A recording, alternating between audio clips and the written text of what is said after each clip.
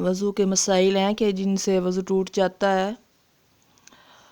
اگر لیٹے لیٹے آنکھ لگ گئی یا کسی چیز سے ٹیک لگا کر بیٹھے بیٹھے سو گئے اور ایسی غفلت ہو گئی کہ اگر وہ ٹیک نہ ہوتی تو گر پڑتے تو وضو ختم ہو گیا، اور اگر نماز میں بیٹھے بیٹھے یا کھڑے کھڑے سو جائیں تو وضو نہیں جاتا، اور اگر سجدے میں سو جائیں تو وضو ٹوٹ جاتا ہے۔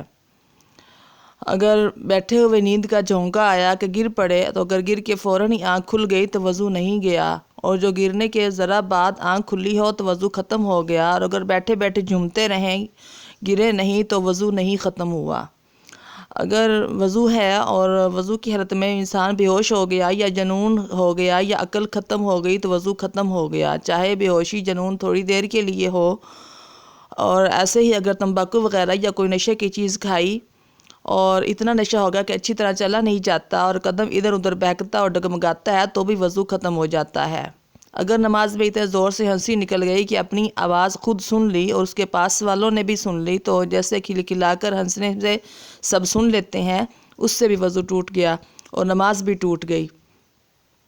اور اگر ایسی آواز ہے کہ اپنی آپ کو تو آواز سنائی دے مگر پاس والوں کو نہ سنائی دے، اگرچہ بہت ہی پاس والے سن لیں تو اس سے نماز ٹوٹ جائے گی، وضو نہیں ٹوٹے گا۔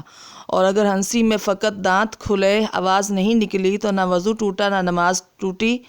البتہ اگر جو جوان نہیں ہوا لڑکا یا لڑکی اور ان کی آواز جو ہے نماز میں نکل گئی، ہنسی زور سے نکل گئی یا سجدہ تلاوت کے اندر ہنسی آ جائے کسی کو تو وضو نہیں جاتا، اگر وہ سجدہ اور نماز جاتی رہے گی جس میں ہنسی آئے گی۔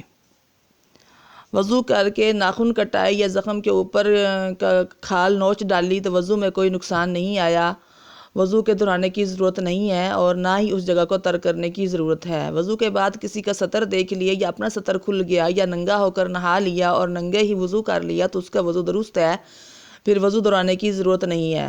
البتہ بغیر کسی مجبوری کے کسی کا سطر دیکھنا یا اپنا دکھانا جو ہے وہ گناہ کبیرہ ہے اور یہ حرام ہے۔ جس چیز کے نکلنے سے وضو ٹوٹ جاتا ہے وہ چیز نجس ہوتی ہے، اور جس سے وضو نہیں ٹوٹتا وہ نجس نہیں ہوتی۔ تو اگر ذرا سا خون نکلا کہ زخم کے منہ سے نہیں نکلا یا ذرا سی کیا ہوئی منہ بھر کے نہیں ہوئی، اس میں کھانا بھی نکلا یا خون نکلا تو یہ کیا خون نجس نہیں ہے۔ اگر کپڑے یا بدن میں لگ جائے تو اس کا دھونا واجب نہیں ہے۔ اگر منہ بھر کے کیا ہوئی اور خون زخم سے بہہ گیا تو وہ نجس ہے، اس کا دھونا واجب ہے۔ اور اگر اتنی کیا ہو کہ کٹوری یا لوٹے کو منہ لگا کر کلی کے واسطے پانی پی لیا تو وہ برتن ناپاک ہو جائے گا، اس لیے چلو سے پانی لینا چاہیے۔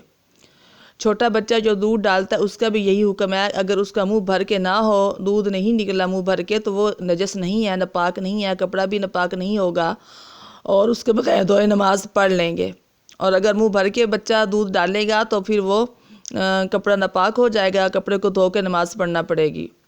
اگر وضو کرنا تو یاد ہے اور اس کے بعد وضو ٹوٹنا اچھی طرح یاد نہیں ہے کہ ٹوٹا ہے یا نہیں ٹوٹا تو اس کا وضو باقی سمجھا جائے گا، اسی سے نماز درست ہے، لیکن وضو پھر کر لینا بہتر ہے۔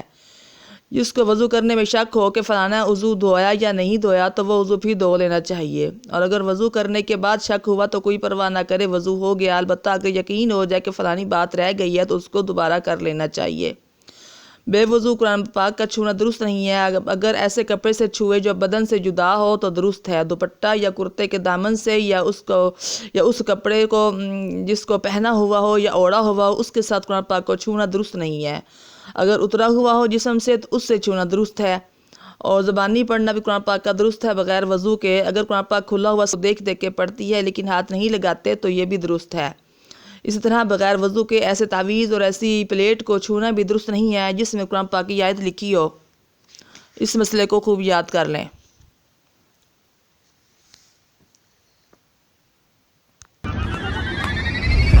حبيبي يا محمد يا نبي سلام